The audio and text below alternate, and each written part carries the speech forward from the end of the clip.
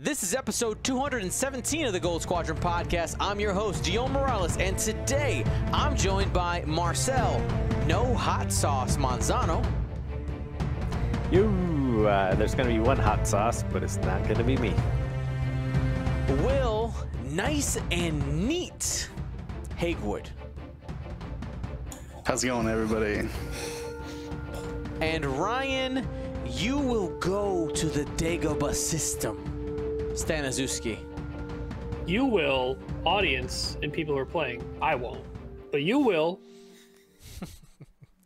So what Ryan is referring to is that this weekend is the Dagobah Galactic Championship qualifier. It is an extended qualifier that's taken place during the Ireland time zone. The player meeting starts at 9 a.m. Dublin, Ireland time.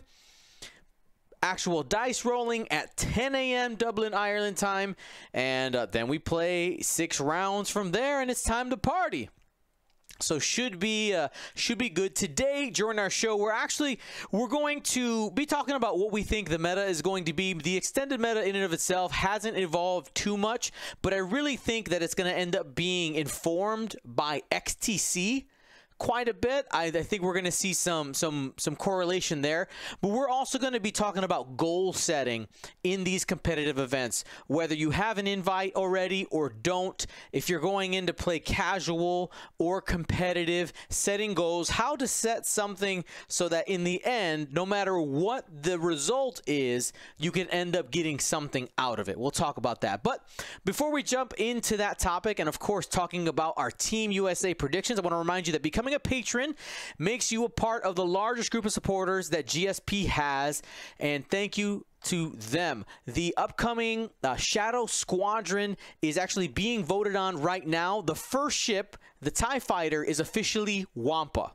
Okay, Wampa is the TIE Fighter, and the TIE Reaper is being voted on as we speak. It'll be open for a few days, so if you're a patron, it is time to vote now so that you don't miss out. So your choices are between Vermeil, Faroff, and Vizier for a card, but you actually can vote on multiple if you're like, I'll take X or Y, and of course, after that, majority rules. And for our patrons who qualified for the Alphabet Squadron stuff, just a quick reminder, because I'm wrapping up my Masters, I got officially 9 school days left, 13 total days left in the program. I'm going to wait till I get that finished before I ship all that stuff out, but it is ready. I have all your addresses ready to go. But if you're changing your address, you need me to send it somewhere else, you got to let me know ASAP so that it doesn't go to the wrong place. All right. You can head over to patreon.com/Gold Squadron if you want to become a patron today. All right, guys. Dagobah. This weekend, it's extended. Let's hit what I'm going to call the obvious stuff. Let's hit the obvious stuff for each of the factions. If you've been following the XTC, most teams have the dominant archetype or a version of the dominant archetype in their list, which kind of go around faction by faction. We'll start with you. Choose a faction and let us know what are some things that we're going to expect out of that faction. I'm going to take an easy one. First order. Kind of see pretty much 2 ships holding the whole faction together, or 2 pilots rather, and that's Kylo and Malarus. Almost every list that isn't just SF Swarm has one of those linchpin pieces, or even both, in them, whether you're going Malarus and a bunch of foes, or you're taking like Kylo and some other 2 other slippery ships, maybe interceptors, maybe silencers. I think that's going to be ships and archetypes you have to be ready for in extended.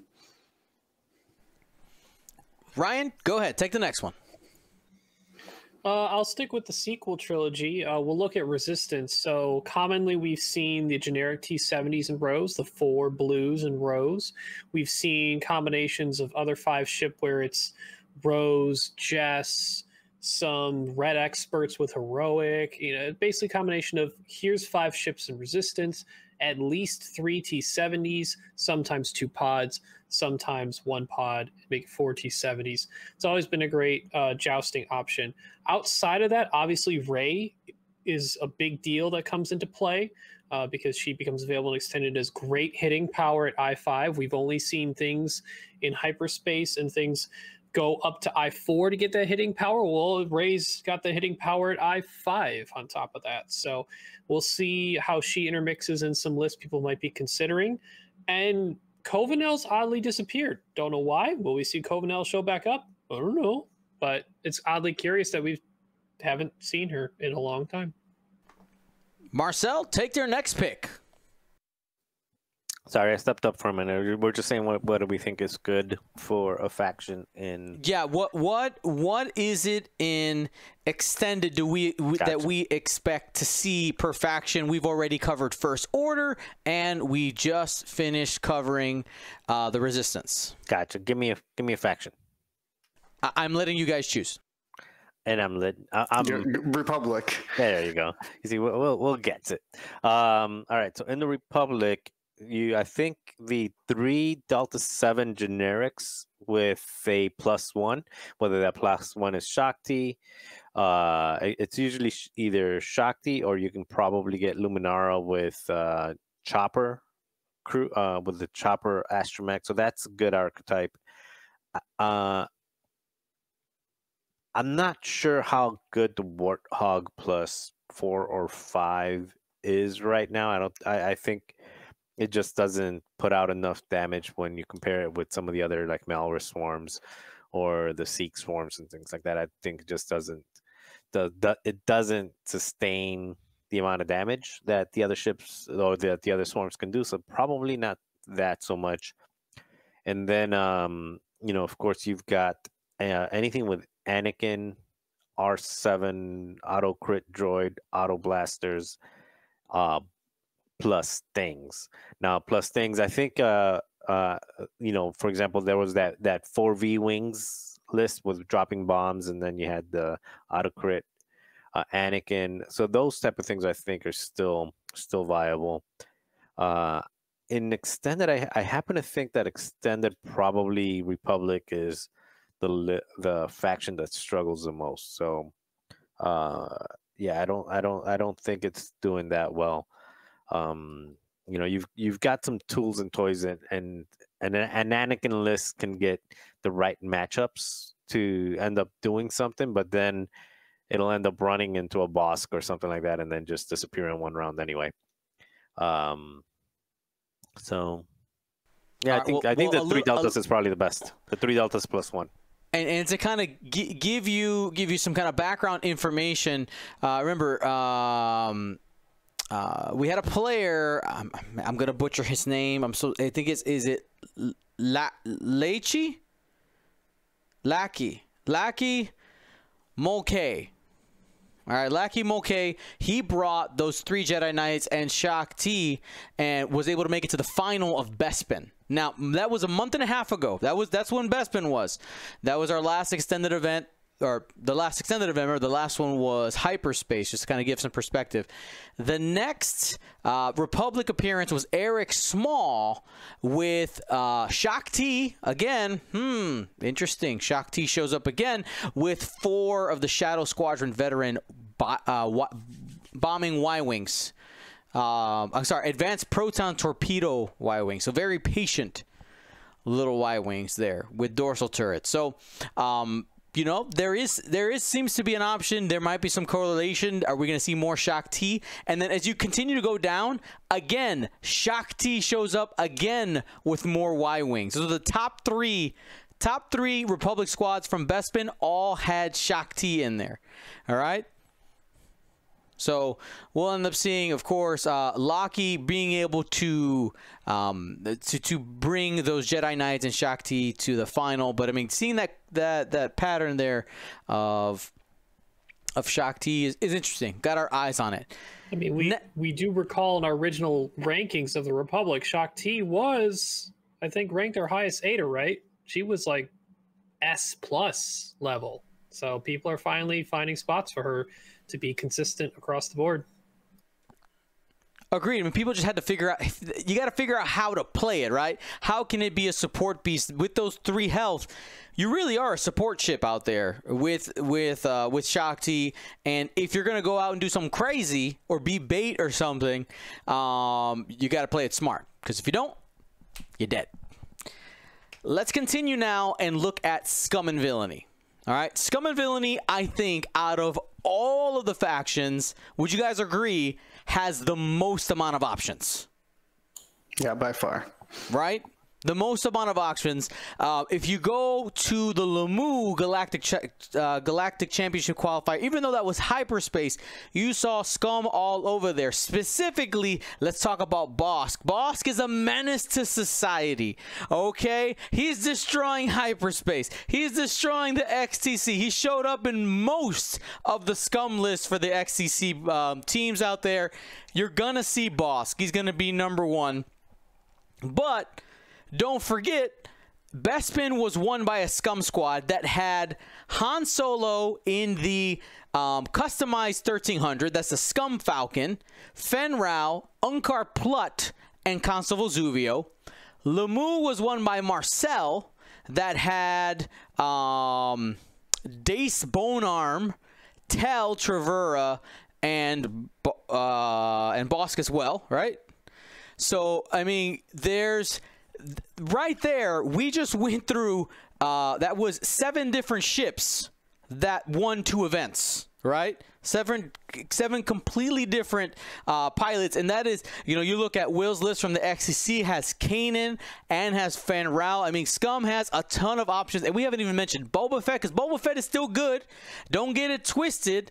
Don't be surprised when a Boba Fett comes and wrecks your face.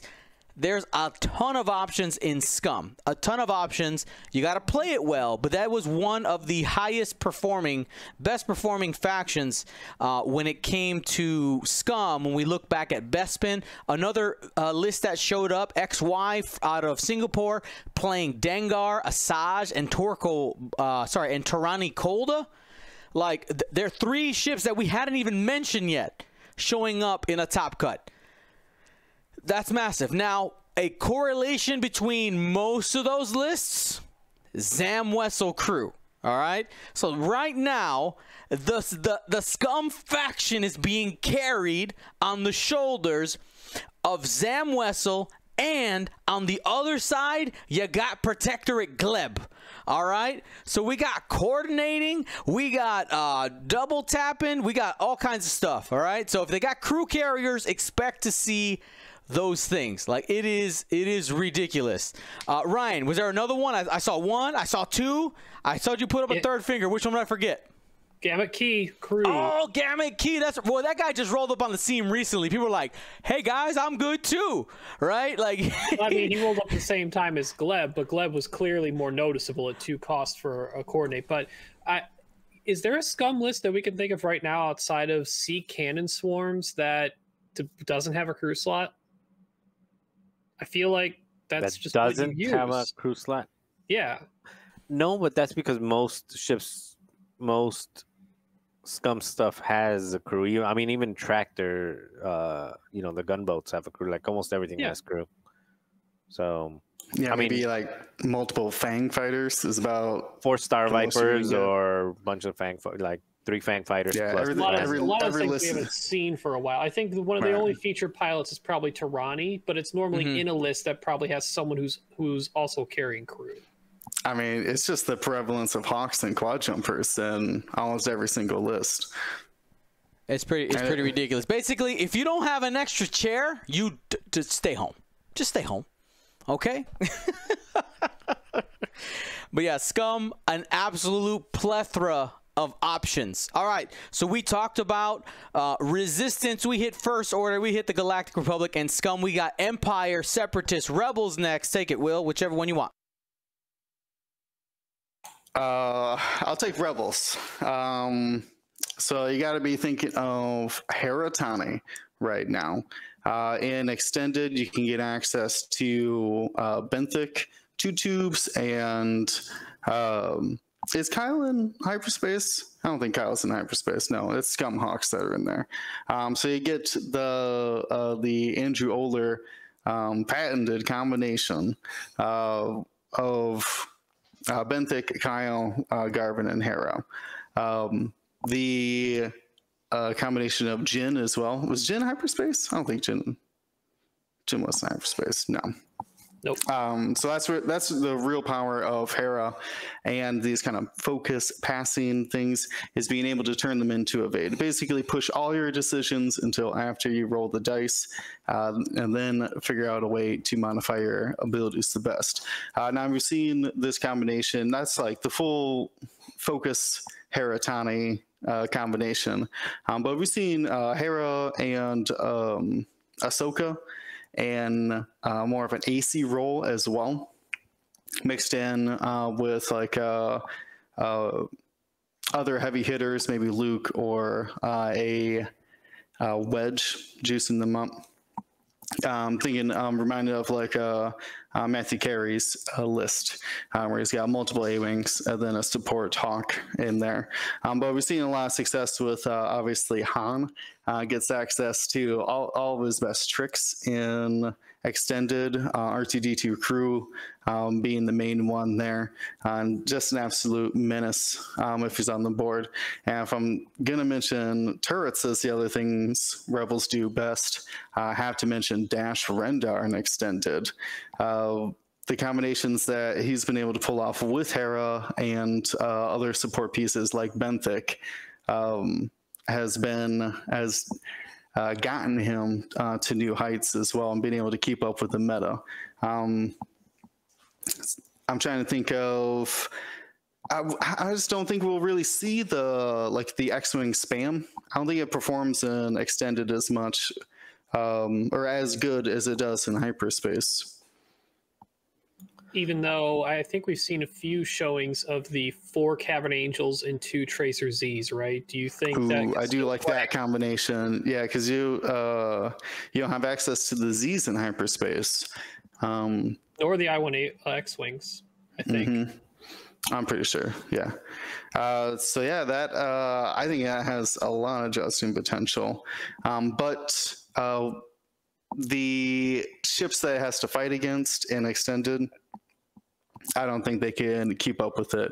I think Rebels had to focus on their aces to be able to compete with all the opponents they'll see in extended. So, do you think we see any showing of the 4 K-Wings Fon Longalon seems to enjoy? If he's playing, it takes a bold person to put the multiple K-Wings on the board. It's a lot of moving parts, a lot of board space that they take up. It's not as easy as he makes it look. It's a lot of Sabine trigger potential, though, that's for sure. Yeah. Yeah, I was going to say that I think Rebel is probably the closest thing to Scum in terms of versatility. And I also think that Rebel is probably more so than Scum the most untapped potential, because there's so many clear good favorites, and it's one of those easy mode situations where Hera and Ahsoka plus Kal-Katarn, like that it's not to knock on people that fly that, but it's easy mode. It's oops, I bumped. Okay, you still got tokens. Oops, 2 of my ships bumped. Okay, you still got 4 tokens, 5 tokens. I forgot to take a focus where I needed an evade. Or in Matt Carey's case last week. Oops, I got my wedge range 1 of a 4-die gun, and now he's gonna have 2 evades and a focus available to him in one shot. So 1 focus result equals 3 evades.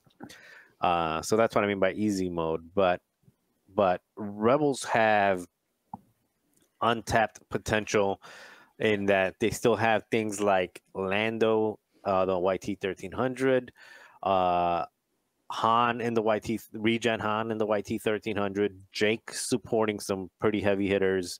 The VCX can still put out consistent damage, especially Hera. Everybody's talking Hera and other things, but the VCX Hera can completely... we talk about bombs. Wolfaro, yeah, concussion Wolfaro. Yeah, Wolfaro was concussion. He was huge at the beginning of this season. So, and we haven't seen him really tapped in with Hera now. Yeah, that combination. So I just think that people are going to the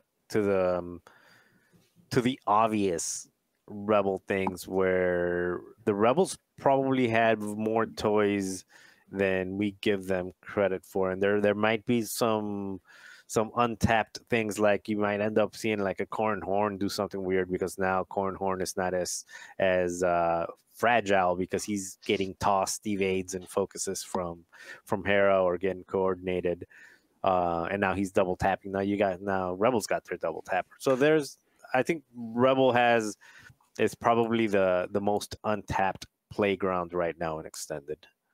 Well, we can give a little bit of data on that. I will tell you that the Rebels missed out on the top 16 by 1 place, 17 at Bespin. All right, that was our last extended event.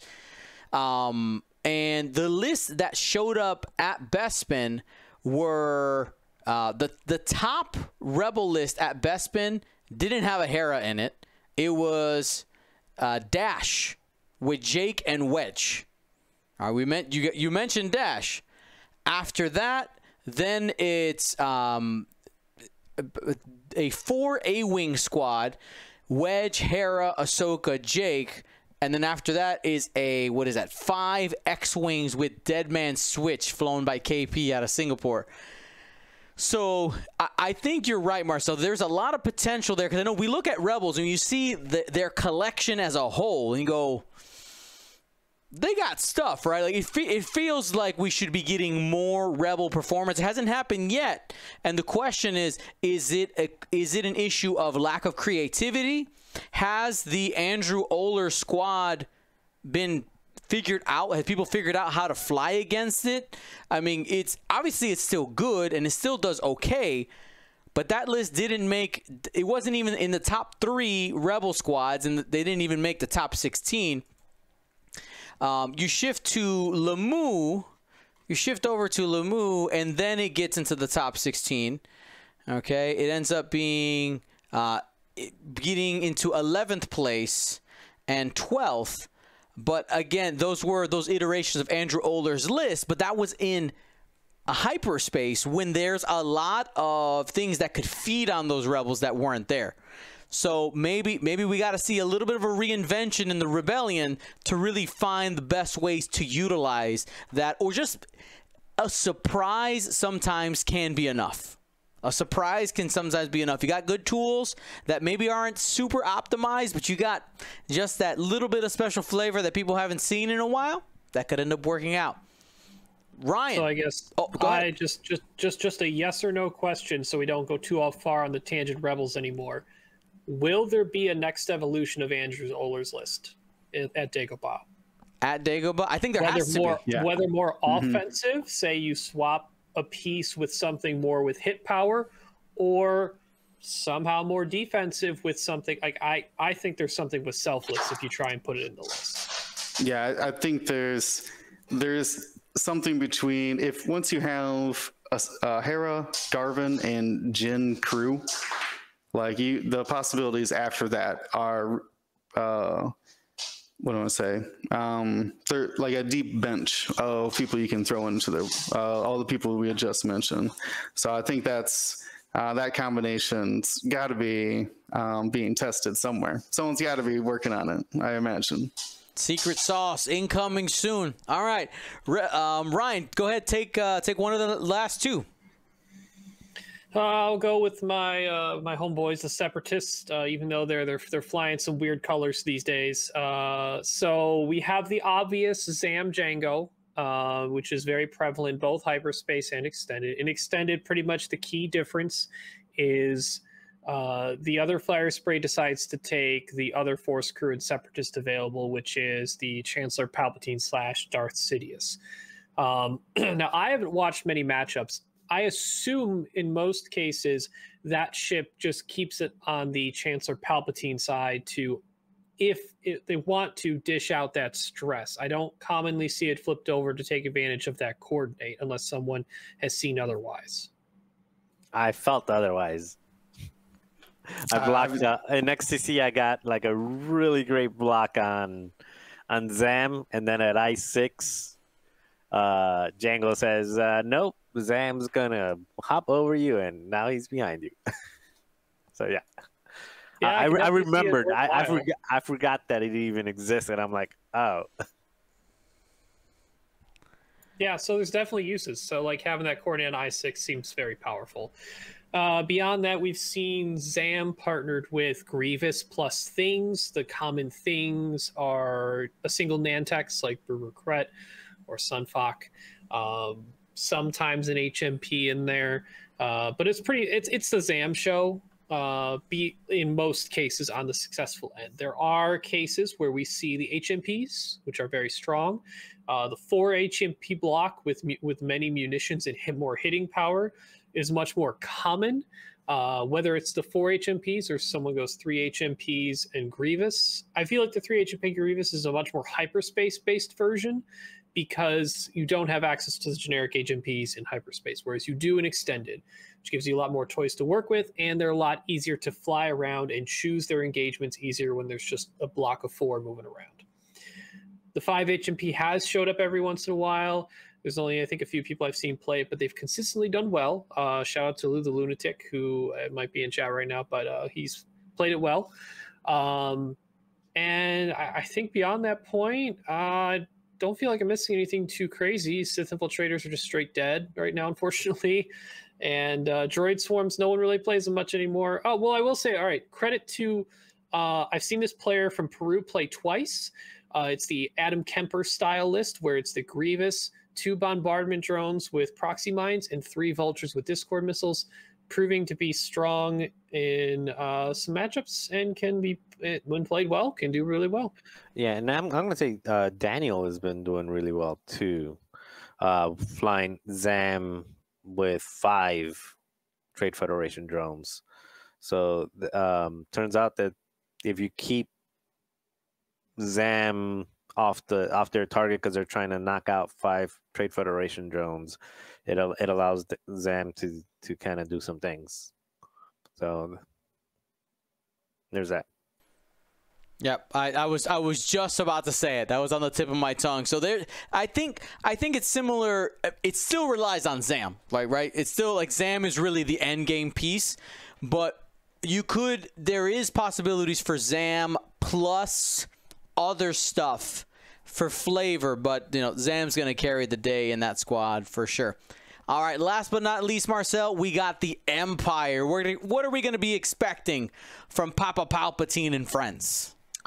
Okay, so yeah, I think the Empire's got a number of good tools, but the ones that stand out the most are definitely you're going to have the Vader Soontir +1, whether that's Sienna if you want to go for the triple I6, or it's going to be Grand Inquisitor. Or you might even swap Soontir for Vader, Grand, and Whisper or Echo. Like that archetype still exists. You also have the hated, well, should be hated, Sloan swarms. With the aggressors are still, the prime suspects. So the aggressors with Sloan Swarm. And Ruthless and all the other toys that they typically get. You have the Goran Strikers that Steve flies. I think those have been very solid. They require a lot of practice. You've got to know the maneuvers well to play something like that.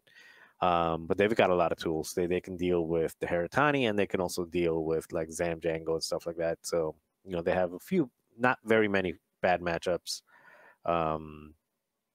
and I think for the most part that's really what's been dominating. Nash has the potential to do things, but I think most people have been kind of sleeping on Nash and things. I'm just gonna say Nash and things, whether Nash and a bunch of TIE fighters, Nash and TIE X1s. Actually, speaking of X1s, generic X1s tend to continue to do well in these tournaments. They just do well. Are you pointing at Will? Yeah, Yeah, me, and then I'm gonna say his name wrong because it's like Vivek, or it's not Vivek, but something like that. Anyways, we're flying the Jendon version of that, and Jendon is a linchpin, I think, in extended Imperial squads. Can really just make a terrible ship into something good all of a sudden, including those X1s.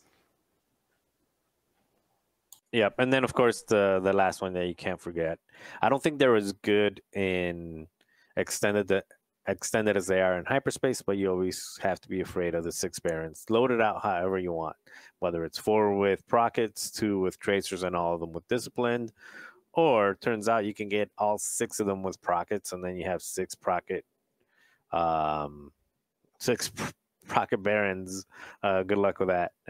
So there's a number of tools, and there's a number of missing ships that can probably, I don't know. Do you guys think like Rack? Is there a way to make Rack work right now, or Defender Vader, or they're just kind of rough with how many things are taking Prockets right now? For Yeah, sure. just not there. It's just not. There's a its lot time, of right? bullseye stuff that's really good right now. Too thick. It's not gonna happen. Not today. Yeah, well, if only you could split its crits like Bosk. Exactly. I mean, you got Darth Vader crew, I guess. Started doing some damage to those Procket carriers. I mean, yeah, you need to keep a focus to shoot the Procket. Darth Vader's a good way to get rid of it. All right. Well, there you go. We just went kind of through what are some of the themes we expect. I would encourage, if you're playing and you want your own analysis, you want to draw some of your own conclusions, remember, all the lists are available on List Fortress as well as on the TTT events once they're done. So you can go ahead, take a look at that. There's a lot of interesting data to be pulled from there. And yeah, we will end up seeing, of course, we'll talk about it next week, what actually showed up at Dagobah and what performed. Just to look at the Empire really quickly, I know that a lot of people were talking about those Barons of the Empire, or asking kind of like, where are the Inquisitors? In Extended, the Inquisitors don't show up as much. I feel like the Foresight Inquisitors, with the addition of Disciplined, the Inquisitors have kind of gone by the wayside for the inclusion of those Barons of the Empire with Discipline. But the best Imperial list that showed up at Bespin, our last event for Extended, was a 6 Striker Swarm with Discipline. After that, we had Renato Flores with 3 Aces, which got mentioned by Marcel. And then after that was Will with the 4 Tempests and Jendon. 3 of them have fire control system. And yeah, so Empire has, again, a ton of options out there. I would not say that it's super easy to call the Empire, but don't be surprised when you end up seeing them in the top 16, 3 to 4 of them. And if we have enough players for the top 32, I would say about 8 of them, ending up at that higher 4 and 2. So that is our analysis really quickly of our expected meta. Now I want to shift gears just a little bit. So let's talk about goal setting. And this got triggered from a conversation I actually had during my graduate classes today. We were talking specifically about how perception of any activity can affect how you feel about it when it's done. Very simple idea, right? So essentially, if you go into a tournament saying, I am going to win the tournament, that is a very unrealistic expectation, right? If you go in with that mindset, I'm coming to win, it is really difficult to come out having a positive experience. Even if you went 5-1, right, and got knocked out in the top 16, most people would say, hey, that's a good job. You're like, but I didn't win. My goal was to win. Now, people might, pontificate, say, I'm going to win, jokingly, but I'm like, if your legitimate mindset is I am going to win, and that is the only thing that is my goal, you end up kind of skewing your perception of what you might want to get out of the event. So I want to start with, before we go like looking at goals or kind of mindset for casual players versus competitive players, let's just start with all players, okay? For all players. So I think that every player, one goal that they should have going in is something simple, is let's have fun. And I know that sounds silly. I know that might sound silly to some of you, but there are some people who definitely forget about the fun. Step one, let's have fun. Step two, I would say for me, my goal going into when I'm trying to play a game, obviously I'm most of the time running events, but if I'm playing a game, it's like I want to try to remember all my triggers. And I know that that's something small, but that's something I want to do. Now, you got to have the right mindset. It's like, hey, there's really easy to forget triggers, but it is a goal that I'm trying to improve. It's a different type of, if I do X, it's success, but not necessarily missing that spot doesn't necessarily mean that you failed your goal, if that makes sense. It's all about the mindset going into it. So I'm gonna pass it around to you guys. What are some different mindsets or goals that you think that a player in general, whether they're going in casually or competitively, should have going into an event like the Dagobah Galactic Championship qualifier? I like on that line of thinking with remembering your triggers is executing your plan. Hopefully you've flown your list a couple of times and you have a general strategy of what you want to do and what your list needs to do to succeed. And I would start there as the next step then for our goal is to make sure that you're executing your plan and not getting confused maybe by an odd list across from the table from you or some weird dice variance that makes you want to change your plan halfway through. But having a plan and sticking to it, I think would be definitely the next goal to achieve. I'm gonna say that a goal that casual and that everyone can have, I don't know if they do have, but can have, is learn.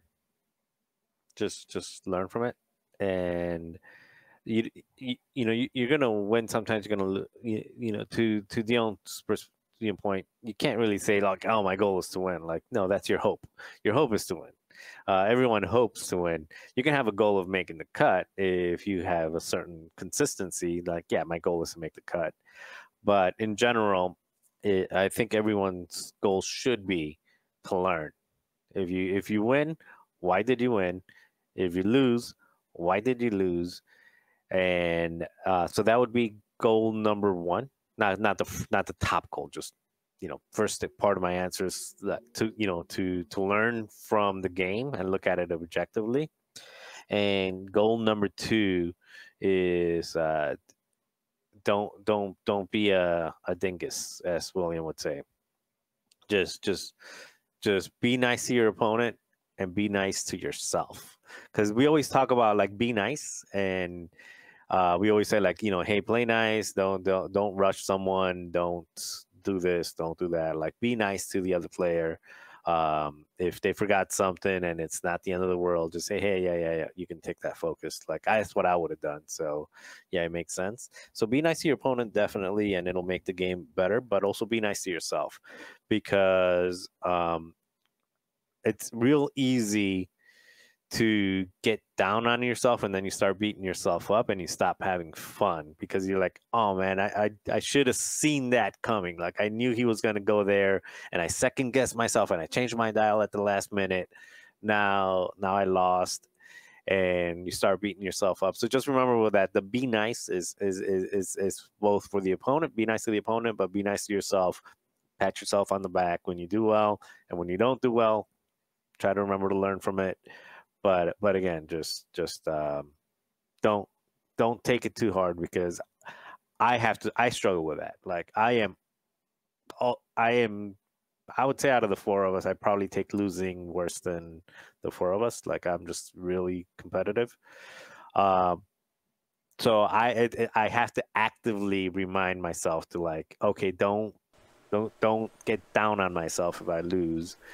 And I've got little tricks to do it, and I've developed little tricks. Most of it has to do with just like joking and having fun. You know, the disco ball that I stole from someone, I forgot how long ago, but that disco ball kind of helped. Like, oh, my ship blanked out and now it's dead.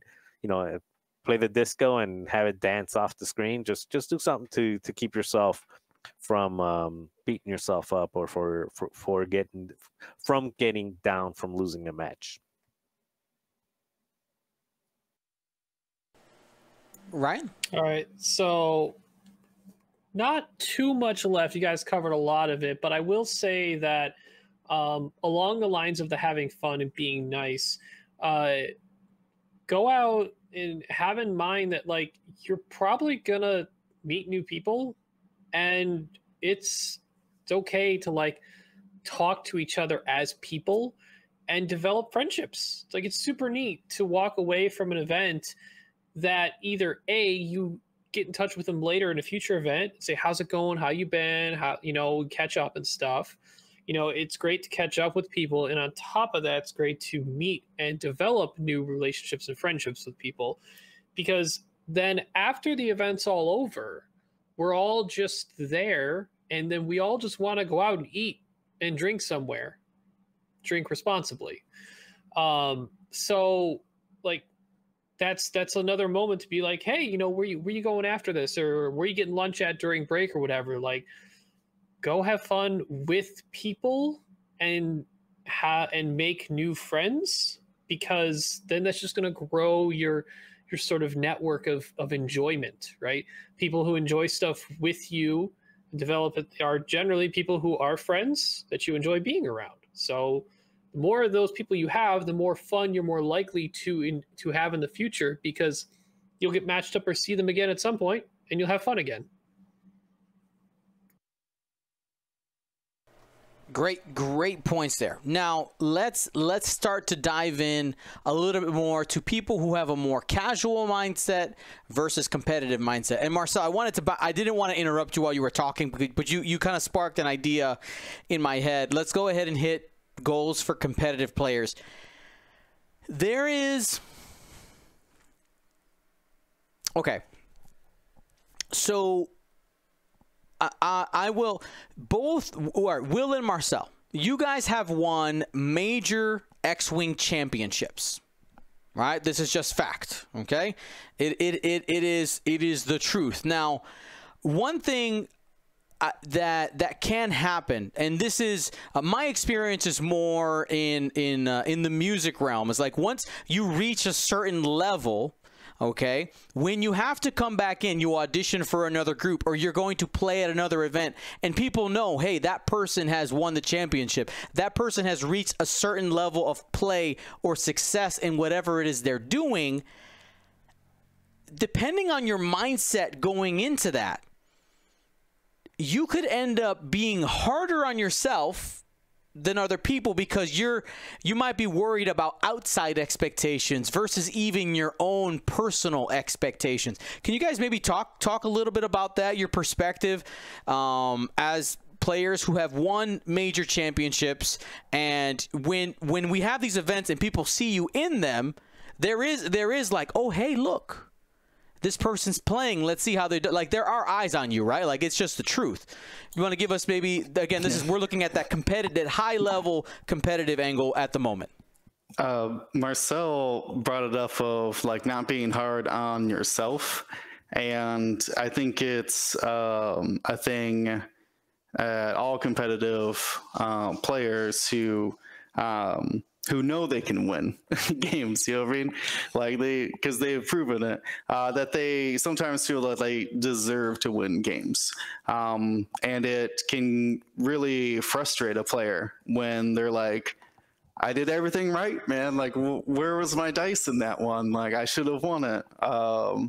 So to not beat yourself up, I like how Marcel put it about that. But that does put you in that same kind of mindset that you may begin to expect to win, and get a little lax as well. Not prepare as much. Not know the current matchups they could be facing as well as you should be, because I've flown this list a million times, done great with it. Should be an easy day. So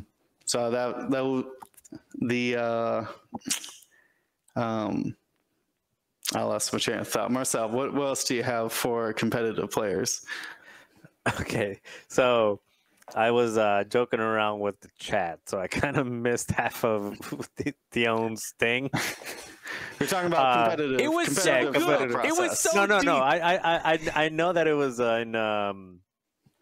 about competitive, but it was something specific about the competitive as it relates to like when you've done well in the past. Is it about the opponent or is it about yourself and your expectations For you. about yourself? Yeah, your expectations, your goals, how that affects your play. Yeah, so I think for me personally, it's probably a little different than for some of the other people because I am not as consistent on the top. Well, I guess in the making cuts, but like in winning, like making it all the way to the finish line, I'm not as consistent because I tend to fly like very janky stuff for the most part. So my goals and expectations are usually try something new and try to just be fun with it. I don't really go in there with like a specific expectation for myself. Even though, like I said, I'm always competitive. I always try to win. I know that I don't always give myself the best opportunity to win based on some of the list building choices that I make. So I don't know if how it is for people like I don't know, other people. I wouldn't even put Duncan on there either, but some people that they always bring something that's really strong. The reason I'd say I wouldn't put Duncan in there either is because Duncan also always tends to fly a bunch of different things and he tends to do well with it. So he's just gifted. But people like let's say Nicholas Scott, he flies a similar thing almost all the time, and he's or Fawn. He'll fly what he thinks is at the competitive advantage all the time, and he does well with it. But he does well with it like flying what he expects to do well. So it's kind of I don't know what their mindset is to say like this is my expectation, and if I don't make the cut, or if I don't do well, because I don't do that. So that was probably a terrible answer. That's all right. Yeah, like I guess the answer is I don't know because that's fine. I mean, it's your perspective from your perspective. I want to my your goals eyes. change depending on if I'm trying to do well or if I'm just having fun with a list. So if I'm trying to do well, and like that one time I brought 6 Barons, that was like 100% meta. Is like, oh, I just want to get. I forgot what I wanted to get. I think you were giving away some templates or something. I said I want templates. So in those scenarios, I expect to win, and if I don't, I don't know. Okay. I didn't win. It's all right. But all right. So I will say, Marcel, like even when you do play your fun list, you are one of the few people who has just this uncanny ability to take that fun list ridiculously farther than anyone would expect it, though, at the same time. I appreciate that. But I also have dropped a few times, like, I'm 3-2 with like the worst MOV. I'm like, I'm not going to make it, so I'll drop. But No, I appreciate that. I mean, but that's that. You're also that you're looking right now through a small perspective because you're not the only player. Duncan has dropped from major events. Paul has dropped from major events, right? Like Chris Allen has never dropped from any major event. Every event. Well, yeah, it turns out. But also, I don't know who that is. That's not an events. X-wing player. That's not an X-wing player. No. He flies some Rogue One. No, what is it? See, he's a Squadrons player. Yeah, Squadrons. There you go. Yeah. Confirmed. Okay. Now I want to shift the conversation a little bit. Okay.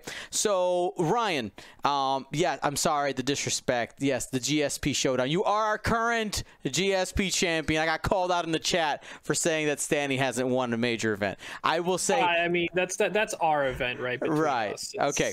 So I get what it's meant. Right. To be. So now we've looked through their lens. Now we're going to look through our lens because we've both gotten close. We've gotten close multiple times, and you know it's one of those where you get so close to tasting the victory, right? But only one person gets to win. So let's now take it, and I would like your perspective on that competitive level of kind of that goal setting when you've come close. You know, what's going through your mind? What are some ways to maybe mitigate some of the negative effects of that? I'll let you go first. So I always try and keep into perspective that it's just baseline. It's hard to win an event, especially a major event, and even a regional, even a store champ. Like to straight full out win an event, it is hard at almost any level.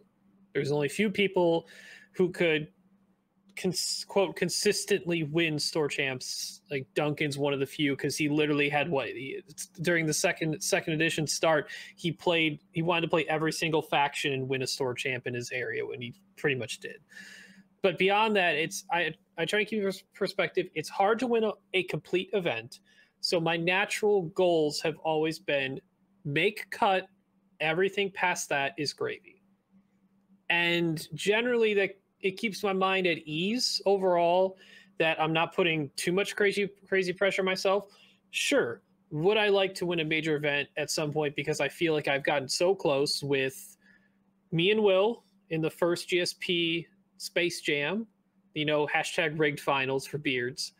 In the Crossroads Classic, it's regional level. I don't know how like major we get to that, but it was me and Doug Howe in the final. I mean, it's you and Doug Howe in the final. Listen to what you just said. Yeah, that's pretty big deal. No shade to other parts of the country, but like the Midwest events are not easy. None of them are ever a pushover. Yeah, like I had to go through his pretty much brother Alex Smittle to get to Doug Howe anyway. And then even I've reanalyzed my Worlds matchup against Simeon those years ago in top 8, and there's a couple times where I'm like, dang it, I made two big mistakes in that game that could have changed it because that game was close almost the whole way through. And you know, there's sometimes I think about it and then I'm like, I got to shove that aside. That's so long ago. It doesn't matter anymore. So it's always pushing the stuff aside, but not completely. You still remembering things to build and learn off of, right?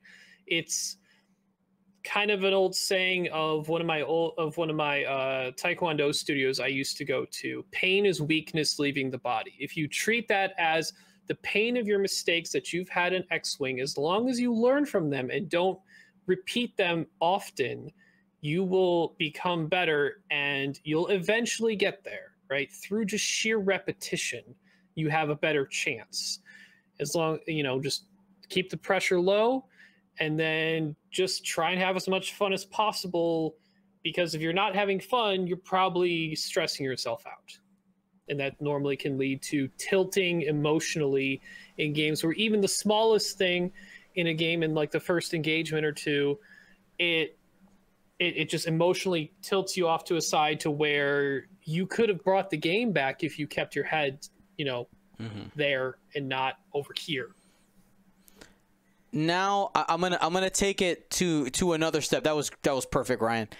Now, there are definitely competitive players, or there are now the players that, let's say you're in a 6-round event and you're consistently going like 4-2 to 2-4, and you are active. You're like, I really want to make a cut. I haven't made a cut ever, and you're in there. I think the mindset at that point, especially if you have a track record and you've seen that, you can chart that, you got to make some data-driven decisions, okay? A lot of times that means one of two things. Yes, there's luck involved, but if you're starting to notice there's a trend, there's likely a consistent mistake or some technique, something is wrong in the equation that is holding you back at that point. And I think sometimes it's mindset, right? Sometimes I unfortunately hear too many people, like you'll hear us complain about dice. Like, it's a dice. There are dice in the game. Everybody's going to complain about dice at some point. But I have definitely seen players who only blame the dice, okay? Who they go through an entire 75-minute game, and the only thing they can tell me is about like a bad dice roll.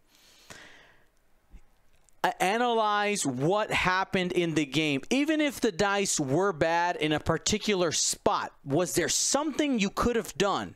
Was there something you could have done to increase the possibility of you doing well? And I think critical, realistic analysis of your play will lead you to more success. All right, and I'm using all of those words very intentionally, because you have to try to give yourself the right scope in order to improve. Because if you're just taking shots in the dark, okay, if you're just kind of playing random games and hoping that you kind of walk into a win, it's gonna be significantly more difficult than if you had done some type of preparation.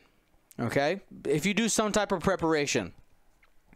And when it comes to practice, it's important to have focused practice. What are you going to practice in that moment? If you're playing a practice game with somebody, don't walk in saying, my goal is to win this game. You know, focus on a single thing. My goal is to, make sure that I activate Leia more than one time in the game. And it matter, like really fine tune whatever your list is, whatever you're focusing on. Fine tune that small thing that you can improve on, and then start to work out from there. Because just walking in, if I were to approach every piece of music that I practice with, all right, I need to walk out of this practice session being able to play the whole thing perfectly, I will never get anything done. Because that's our minds don't work like that. You got to take it piece by piece. Give yourself that grace. Now, let's move on over to the casual side. Okay? The casual side. We already talked about kind of, obviously, the general mindset. Make sure you're having fun, all that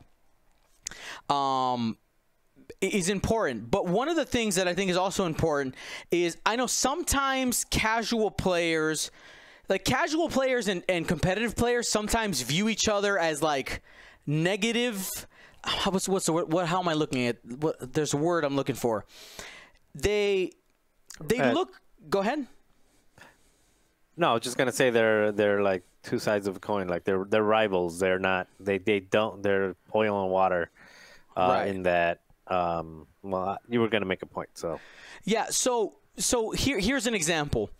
I remember specifically being at a store the last season that we had store championships. Okay, there was a competitive player who was legitimately like they were trying to go for it, like they really were revved up, and a casual player with a list that was unexpected just destroyed them in a game, absolutely annihilated. And I heard the comment from the player, like, man, you just came to be silly and you ruined my chances of getting in the cut. Like, I heard this person say that, and it's like, we can't do that. Like, that's not good community building. That's not good people skills. But you got to understand, like, that casual player is there to play the game. And the way I kind of look at it is like, if you are a competitive player, you are also coming to play the game, and your opponent owes you nothing outside of being respectful and also playing the game. That's it. That's all they owe you. So if you're a casual player, number one, I want to say you do you, baby. All right, don't let anybody shame you. If you want to come get your 10-card combo off and that's all you want to do, that's all right. If you don't care if you win or lose, that's all right. You play your game. And I think whatever that game might be, whatever your goal is going in, like I'm just here to have fun, just do that. Now, the flip side of that coin is you understand if you're going to a tournament and you're a casual player, you are going to run into the person who brings that top meta list, who brings that Django Zam. You can't roll up to that game and be like, oh God, you're Django Zam. I came to have a casual day. Well, that's, again, they owe you nothing outside of being respectful and playing the game. That's it. So having that correct mindset going in. Now, this is different than if you and your buddy say, hey, let's play a chill game of X-Wing. Then you probably should set some more strict parameters. I know I don't like to use the word strict there, but you know, so that we can make sure that everybody has fun before saying that. But we're talking about competitive events specifically. Any other thoughts there? Sorry, I know I went for a little bit, but yeah, I had it. I felt it in my soul. Yeah. We felt it. We felt it because you felt it. So I think we can go on and on and on and on about like behaviors and stuff like that for competitive as it relates to casual players and how how all the things you said. But I think one part also just to keep in mind is, again, if you're a casual player and you're going to a tournament, and whether you're going to face against people who are there to win, and there's an expectation of rules and cleanliness or an etiquette that's expected. A lot of the time in casual events or casual nights, like, oh wait, I did this wrong, and you might switch your dial or do something like that, or pick up something that might be okay in a casual night, and in a competitive environment the competitive player may not take to that well. It's like, no, you're not allowed to do that. Now, I'm not talking about rules lawyering and being like that hard hat where, like, oh no, you touched that ship before you touched that ship, so now that ship can't action. I'm not talking about that, but I'm talking about just being kind of loosey goosey with your movements, and oh, I'm gonna go here, and then touching stuff and like kind of like bumping it a little bit with your hand, and then like placing it back yourself instead of saying like, oh, I accidentally moved this, put it where you think it belongs. So again, when you're playing in a competitive event, especially if it's an official event, you're going to a system open or something like that, you can have fun and you can be casual and you can bring a casual list and you can do all of that. Just understand that you're still there's still certain expectations of how the game is played at a competitive level. That again, it's not so much about let me do something that I'm not allowed to do. More so like taking if you're taking 10 minutes to set a dial because you're just thinking about it, and that's just kind of like the way you play with your buddies. Expect the opponent to say like, hey, can you please speed it up? In scenarios like that, again, I'm trying to, because it's a thin line, I'm trying to say, because also the competitive players can also just be overbearing and jump into like just be overbearing and rules lawyering and stuff like that. But again, there's a middle ground there that the competitive player has to have, be nice and kind of like just be chill about things, but also the casual player needs to understand the environment and needs to kind of, again, don't be loose with your things. Don't expect things that don't expect to have the competitive player behave or be or have the same goals that you are. I don't know how to say it. It's a tough one. It's hard to articulate it. I mean, so what you just talked about there is that players need to communicate with each other. That almost a lot of that thin line that you said, that connection that could be created with people is something as simple as making sure that when you play with people, you talk to them. I think, Will, you were talking about that earlier. Just like communicate with your people. All right. So we hit a broad spectrum there, but especially as people start getting into playing tournaments again, it's just making sure that we have the right mindset going in. Now we didn't cover everything. We were using a very broad brush in there, but I think we hit on a lot of important things. And I think when it comes down to, make sure you guys are just self-analyze your interactions with people. Really think about what is it that why are you playing the game? I'm there for fun. I'm there to try to win. You know, self-analyze, and then just make sure you're just don't be a jerk. And most of the time, that'll get you 90% of the way. All right. So let's go ahead. It is time to jump into XTC Team USA action. All right. So here are the matchups for next week. We have Australia versus the United States. Now, Will, before we jump into this, what are the standings for Team USA? Tell me what's up. Ooh, that is a good question. I want to pull up all the standings for all the teams. I know. Yeah, you should bring up challenge. I put it on the. Yeah. Oh, I got it bookmarked. I've been checking it quite often as the games get updated throughout the weeks. So the standings right now for Group D, that's what America plays in. The USA is Group D. We're just coming off of a win from Malta. The week before that, a bye, and the week before that, a loss to Spain. Long story short, that's going to put us at 4-1, tied with most wins with Spain in our division, Group D, going into the final week. To determine, remember, the top 2 from each group get to move on into the cut. Hot in our heels, though, is Hungary. The only other team with 2 losses has the chance then to reach for that second place spot. They already defeated Spain in the weeks prior, and Spain is faced up against Sweden, who is looking to get some revenge and play spoiler as well. I don't know, Marcel, you might be more familiar with this. Does Sweden have a chance to make it into the top 2 of Group D? No, the only team that has.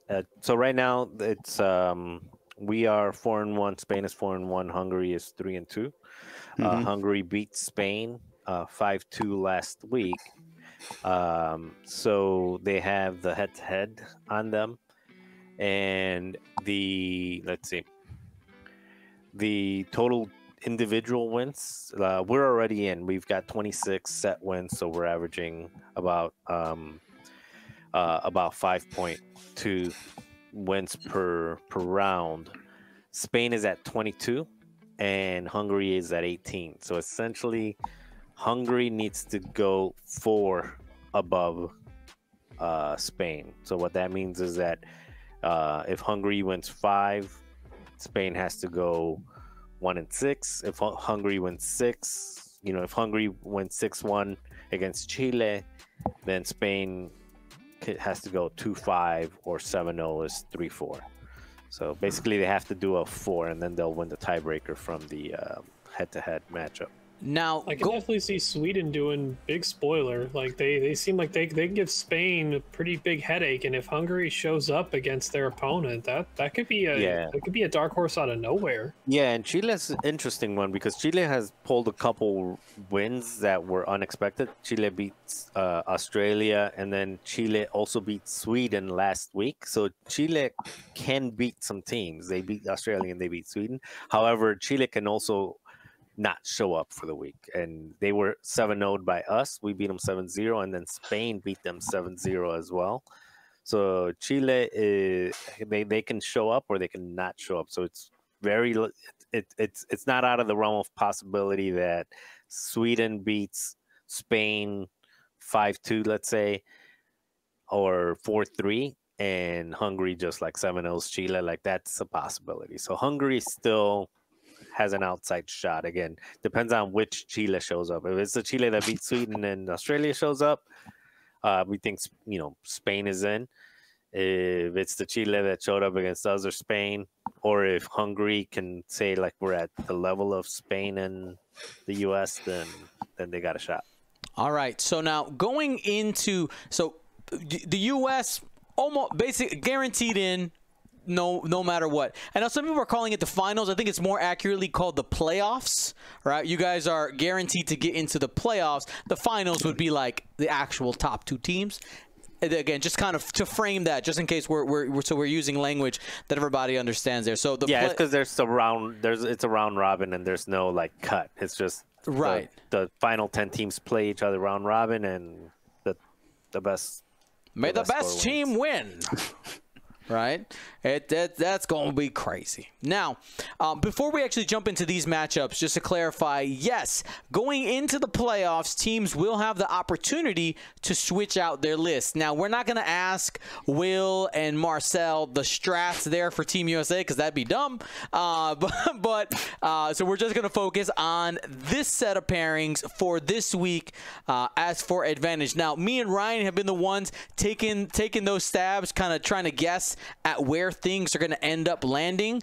And so Will and Marcel, you guys can kind of jump in and answer any questions we have as we go along the way. But Ryan, you can go ahead, and what matchup do you want to talk about first? Figure we just go down the line. Let's start with the first matchup listed here on the left. We got Matt Carey's Rebels of Hera, Ahsoka, Janors, and Wedge A-Wing versus, I believe, Nabi, right? This is Australia, with Poe, Tally, ZZ, and Meryl. Do we know bid situation between the two? I want to say Nabi has it. Let me double check though. Yeah, Navi has 194. Yeah, because the Rebels are only 198. Yep. So with the Rebels being at 198 and the Resistance having the bid, what do you think is going to end up happening there, Ryan? So Poe obviously moving last is good. Overdrive thrusters, Poe, I assume? Yep. Or no? Yep. Okay. So that's a big deal. It's going to be hard for Matt to commit onto anything. I've played against Nabi in a list similar to this. He's very careful, and if he has the bid and has things that move after, especially with ZZ and Tally, he will leave. He baits really well. So it's going to be on Matt to try and make sure he closes on something correctly. Meryl's is kind of like the obvious target that he could close on, but I can see Nabi making that as difficult as possible. Damage output wise, does Poe have a secondary weapon, or does ZZ? So I think Nabi likes putting cluster missiles on ZZ sometimes. I believe ZZ has clusters.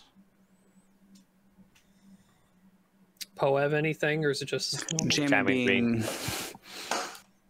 Oh, okay. It's might come into play at some points, but it's probably better to use his main guns.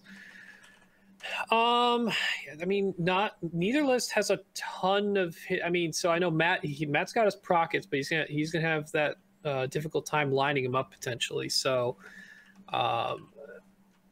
he's just side a little bit with Nabi, I think, just barely though, just cause it's just a bit, because I think on a list basis, I think Matt's list is better, but the issue of lining up those prockets against most of the list that's going to be moving after him, Hera is going to be the only threat procket wise to the other RZ2s.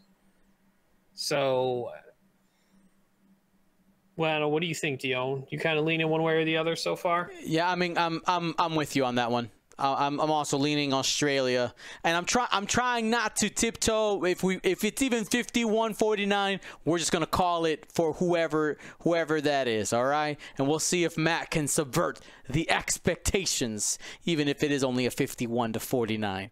But yeah, the bid I think is really what leans it over, because they both have got great tools. That's the thing. They both have great tools, and we know that they're capable.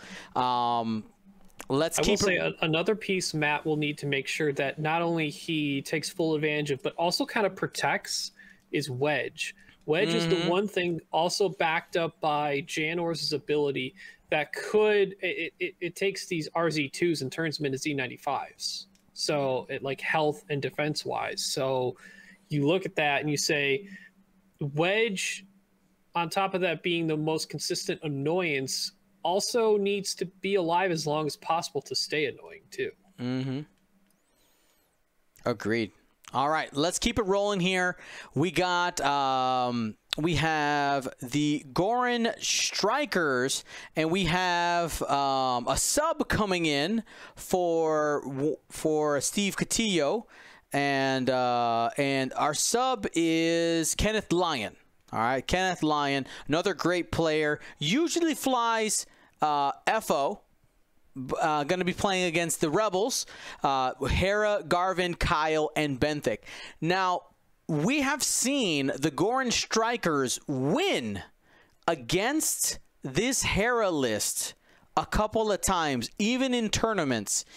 And for me, Ryan and Will and Marcel, for that reason, I start leaning at this Goran Strikers, because they got that little bit of extra sauce with those extra mods, the mobility, the ability to just jump on that other squad because of their speed.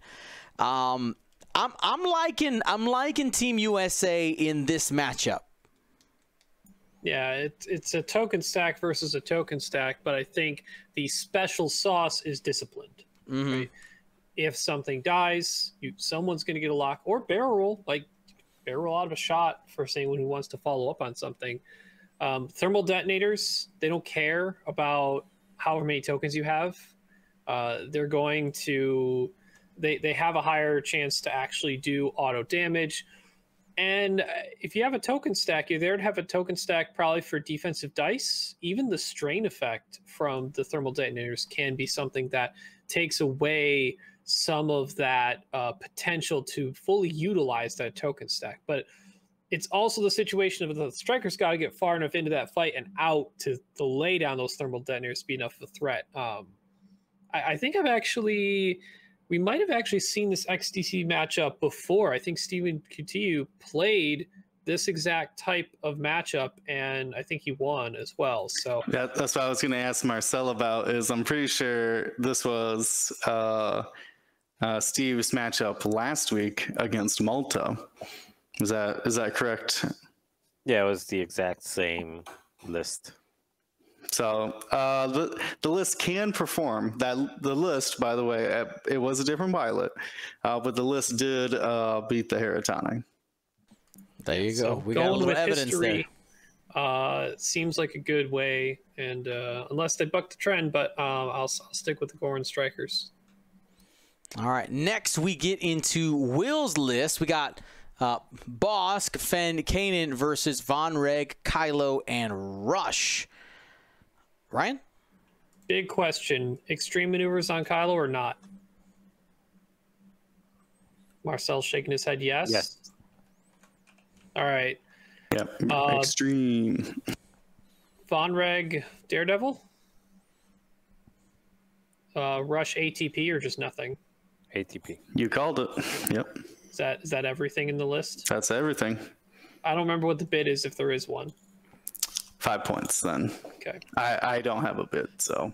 Will, have you played that Bosk against an Extreme Maneuvers Kylo before? An Extreme Maneuvers one? Yeah, that was your first week. Yeah, that's right, because it was with Hollow. Yeah, you played against the first week was that an Extreme, and then Hollow, and then a couple TIE fighters. Okay, That's right.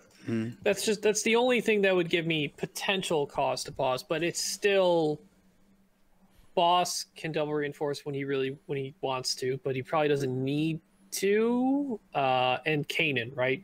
Kanan against any 3-ship or less list is always going to give the opponent just massive frustration to try and punch damage through, especially when you have the health powerhouse of Bosk that has reinforce almost all the time, and a correctly flown Fen that just ends up range 1 when he needs to, well, is just damage, just mitigates almost mostly all damage going at him at range 1 unless he doesn't have a focus token available to him. So I'm still on the side of Will. Will undefeated. Let's go. Let's make it happen. And also in our testing, okay, in some limited testing, Bosk has smacked around Kylo several times, and it's just obvious because of the 180 arc. Even in Extreme Maneuvers, Kylo can have some hard times getting out of Boss reach. He can reach out and touch you. Von Reg has to be so ridiculously careful of Bosk, because Von Reg, just one mod, a focus or an evade, that's it. That's all you get. And Bosk will commonly say, "I don't care," unless you're behind a cloud at range 3. Yeah. And if you're behind a cloud at range 3, that Von Reg is probably not doing much offensive potential damage anyway. Yep, we'll see. And of course, if you can get behind that boss, Will's gonna have a bad day. He's gonna try real hard, but it's gonna be a bad day. I'll throw in one thing because of Mission Von Reg. Von Reg, whatever that dude's name is. His ability actually messes with Boss quite a bit to hand out the depletes, because I don't always do blue maneuvers. Sometimes you got stop or hard 3 or 1 bank. It's about all your boss needs to do. So going in there and getting those depletes out could really save a ship. I mean, that what Kanan does is basically hand out a deplete around. So yeah. I mean, that bullseye is probably easier to hit on a big base. It does probably help, obviously, to have Zam. So if you time it on a turn where you have the chance to potentially shoot twice, it helps mitigate that issue a little bit. You just don't spend much mods on the actual main shot and count on the Zam shot. Whichever comes second, basically, is the one you spend most of your stuff on. Right. Yeah, the only thing I got to say about that is if what's his name? If Von Reg, or as William says, Von Rug, has the bullseye, he's probably facing the wrong way because he's probably getting chewed up next turn. And as far as getting behind, it depends on how Will flies it. But if you get behind and you end up at range 1 of a certain Fang fighter with 5 dice, it's just as bad, I think. Or even range 1 of Kanan. Like, that front arc Kanan's still 4 dice, and that's probably a good protector of Bosk's flank. All right, well, let's keep it rolling. Let's keep it rolling here. We got the Resistance. We got Carson Ray flying Poe, Rose, Jess, and Lulo versus Zam and Django. So the current best Separatist list out there versus what I want to call like scrappy Resistance, because that's what it kind of feels like. I know Carson's won a couple by the skin of his teeth, lost a couple by the skin of his teeth. I mean, he's always close. He hasn't lost yet. Sorry, am I getting that twisted in my head? Yeah, that list is 5-0. 5-0. All right. My bad. Sorry. Governor. All right. So was won a couple by the skin of his teeth. Has he faced a Zam Django yet? Not in this tournament. I mean, it seems like a little bit of a tough. At some point, because they're everywhere. But it seems like a tough matchup. I'm not gonna lie. It seems like a tough matchup. He's got the offensive tools, and if he can catch Zam and Django, I think it'll be okay. Like, he's got the firepower there to push through. But I mean, if the Separatist player is on, then they have experience, and again, I'm not sure who the player is here, so I can't really take that into account. I think that they have some tools as well. This is probably the first one I'm looking at, and I'm thinking 50-50. Like, it's a little bit too close to call for me. Ryan? What's our bid situation? My guess is Zam Django has the bid. Yep. Okay. Anything out of the ordinary with Treacherous Hull, FTC, Dooku Crew? It's relatively light. It's 194. No, it's actually different. It's not what you would expect. It's okay. So the Zam, it's a very chunky Zam, as you would expect, with jamming beam, Dooku thermals, contraband instead of false transponder, which I think is a benefit. A benefit to the USA. False, I'm more afraid of false than contrabands. But anyway, contraband, Slave 1, and Boba Fett gunner. Okay. So again, that's a really chunky Zam. And then Django is seasoned navigator, thermals, and contraband. So no Lone Wolf, no Palpatine, but is seasoned navigatoring his way somewhere else, which usually means if he does, he's also not taking actions, but he's probably not getting shot. Well, that's why it has contraband cybernetics. Yeah. Oh, there you go. Yep. That's interesting. So no thermal detonators either ship? They both have thermal detonators. Thermals. Okay. Treacherous or no treacherous? No treacherous. Okay, so not as defensive. They both want to get behind the opposing ship and actually continue chasing. At least Zam does with that Boba crew. That Boba crew, depending on how much... Boba crew has a solid ability, or Boba Gunner, right? Boba Gunner? Gunner. Gunner. Has a really good ability... But sometimes, kind of like Lone Wolf, some people play too much to it. So it's definitely dependent on the pilot, how much they want to take advantage of, quote, all the upgrades versus taking situational advantages of the upgrades that are available to them that they've chosen. Being Zam's that expensive, I mean, it's kind of obvious what the ideal first target is, especially when you have to deal with Seasoned Navigator on Django, who can pseudo scum Slave 1 his way out of situations. But without FT, because like my original concern was if they both had FTC, they both go in and they lock Jess and they lock either Lulo or Poe and just get rid of whatever token they wanted to have. Without that capability, now Contraband's still good, but now Carson gets all of the offense from the tokens that he takes his actions for, which is pretty important. And that's one of the reasons why FTC has been so good, because it not only is an offensive action to target lock, but it's a defensive action in some aspect to jam the opposing enemy tokens. And it can be even more offensive in that regard because that token could have been used defensively for that ship they just locked as well. But it mitigates the offense coming back at those fire sprays. So without Treacherous and without FTC, it's definitely more 50-50 to me for sure, and maybe a Carson side, but it's definitely not the normal Zam Django. Dion, does your mind change a little bit in hearing that different type of Zam Django? I know.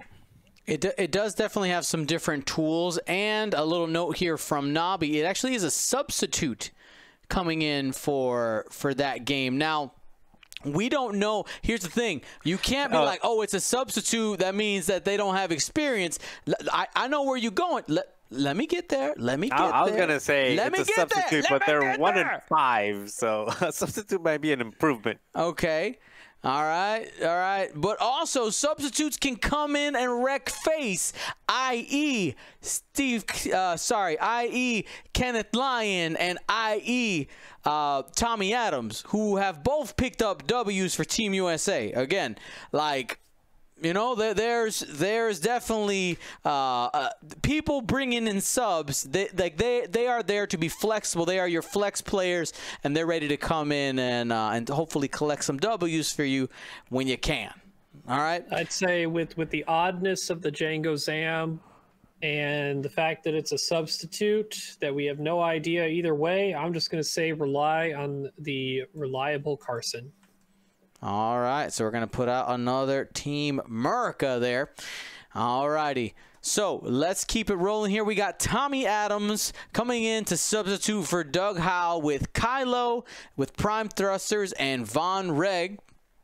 Versus the Galactic Republic, we got Obi-Wan in the Ada, Naboo Anakin, Luminara in the Delta 7, and Broadside in the Y-Wing. I would love to hear Will's thoughts on this matchup. Yeah, this is an interesting one. It's definitely a Republic salad, one of my favorite kinds of lists for named pilots, offline, different chassis. And it has a lot of tools as well. I think Lumini is going to be the linchpin there with only 2 shots. If she can use her force every round to prevent damage, Kylo and Von Reg are going to have a hard time getting in damage. Flip side, though, is that Broadside is fairly unmaneuverable. I don't think he has any bombs or anything. I'm double checking. That boy's loadout. He's got ion bombs. Ion bombs. Ooh, okay. Well, I mean, Kylo's got supernatural, so it's not going to fall for that. But it does provide like a threat area, though, so that is interesting. Honestly, just matchup alone, I think this is going to be one of the tougher matchups for Kylo and on the First Order, just because all these ships are so defensive, except for Broadside. But once again, you're chasing down a Y-Wing who wants you to come in close, wants you to get in there so he can ionize you, get those bombs off, and eat shots so that Obi-Wan and Anakin aren't.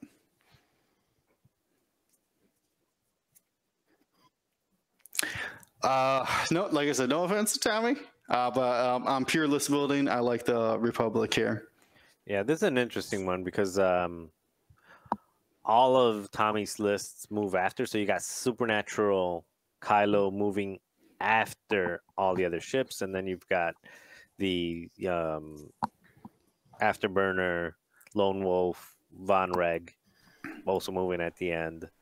So it's I think it's an interesting one. I think this is going to be one of the ones that you want to watch because I don't know how much time Tommy has put to the list. No disrespect to Tommy. I don't know how much time. Supernatural Kylo is a puzzle because once you figure out everything that he can do, like that barrel roll boost or focus target like barrel boost, like million actions, whatever that Doug did last week. He can do whatever he wants, basically. Yeah. Right. Yeah. So, yeah. Well, I know one thing that it is a different style of list than what we've seen Tommy fly before. But again, he's brought in because he's flexible. He has a lot of experience. Let's see what happens in the performance. Like I do agree on list building alone, seems like a little bit of a tough matchup. Let's keep it rolling. Marcel, talk about your matchup, son. What you got going on here? Sadness. Greg from Nickel City basically called it jumping on a grenade for the team. That's what Captain America does, right? So I am flying my triple regen Aces against the Empire with Admiral Sloan, who I love playing against more than anything else in this world. I think everyone knows. So Admiral Sloan with aggressors, ruthless. So it's Sloan, ruthless, and a bunch of aggressors. So, yay me. All right. Well, we'll just go ahead and that sounds like one of these. And I want to put one thing on Marcel's side. As much as he hates Sloan, I think he has one of the few lists who has great tools to deal with it. Mm-hmm. Regen, because a lot of the Sloan lists end up plinking damage over turn, and he has Force, which is passive modifications, which helps deal with the stress. And because at least 2 of them shoot at the same initiative, he can help control which ship gets the stress in that regard. And Marcel, your list has sense? Question mark. Yep. So with sense and an Ada ship, he has the opportunity with Obi to block in the system phase. You're right. I had forgot about that. You know what? Let's call it 50-50. He does have tools, and his ships don't rely on stressing themselves to do shenanigans. Outside of, do you have Daredevil on Rick? Yeah, Daredevil. Don't do that. Yeah, Daredevil. Don't do it. Don't do it. You should be okay. Well, no, he can Daredevil advanced sensors, then do a blue. That's True that. That's usually how I do event. That's Daredevil. Daredevil is mostly to hard turn and blue the direction that they didn't go. They went that way. I'm gonna go that way. All right. Well, we'll leave that landed on a 50-50. It sounds like we got some tools there. I may have called it too early by dragging out that Australian flag. And Ryan, I'll have you give us the caboose here. We got the Separatists versus Scum. Break down this matchup. So we have the U.S. Separatists, ZAM, and 5 of the Trade Federation Vultures versus the Scum 7 Seek Swarm with cannons. The cannon combinations are 3 tractor beams and... Is that right? Because that should be 7 ships. How many... Because I see it says auto 5. That would make it 8 ships. What's our actual split here? It's 3 tractors, 4 auto blasters. Oh, sorry. 4 auto blasters. Okay. So no tracers. Can matter. No ion cannon. Just strict tractor and auto blaster. I would assume the Separatist has the bid. Yep. So if there's anything we found out about putting the ZAM 5 Vultures against a generic swarm time and time again, it's that this is Daniel Lyon, right? He knows how to flex those 5 Vultures to block up space, to get rid of those actions those other I-1 ships have, and then have ZAM take the biggest benefit from those situations. So I would lean towards Daniel myself. Yeah, and also worth noting that this is another substitute game for Australia. Octocon is amazing with that. But Octor is not playing this week. It's the substitute. Yeah, that right there. Octocon, which is a big deal. Actually. That is huge. That is huge. Massive. So right there, it seems like we're leaning towards a USA win this week. But again, there's no pressure, which who knows? Maybe Team USA does even better than expectations because there is no pressure. It's not winning in. It's everything from here is gravy, and it is just essentially deciding, I guess, what seed you are, but because it's round robin, the seed doesn't necessarily matter. I guess you can come out saying that maybe you got... mathematically proven, is USA 100% going to be one of the 2 teams featured? Well, we can't go... If Hungary wins and we lose, we're both the only 2-0, or... Excuse me, we're the only X and 2 teams, and we beat them head-to-head. So head-to-head matters over overall points? No. Well, no, it goes... Right? It goes how many match wins. Individual wins. Then individual wins, then head-to-head. We are at 26 wins. Hungary is at 18. So even if they win 7 and we lose 7, we still end up at 26 to their 25. So it is mathematically impossible for us to not make. Guaranteed. All right. Spain is 22, so the 18 can surpass the 22. So Spain is on the bubble, not. So they're fighting for second place right now. Well, they are in second place. They're right. playing to stay in second place. Yeah. Right. Cool. Well, we'll see what ends up happening this week. We'll see. I will tell you, Wednesday night for me is not going to happen just because I got home from classes at almost 7 o'clock today. So most likely, unless we can get an 8 o'clock game for Team USA on Wednesday, it might be tough to get a GSP game. Out of the question, because 8 o'clock for us is like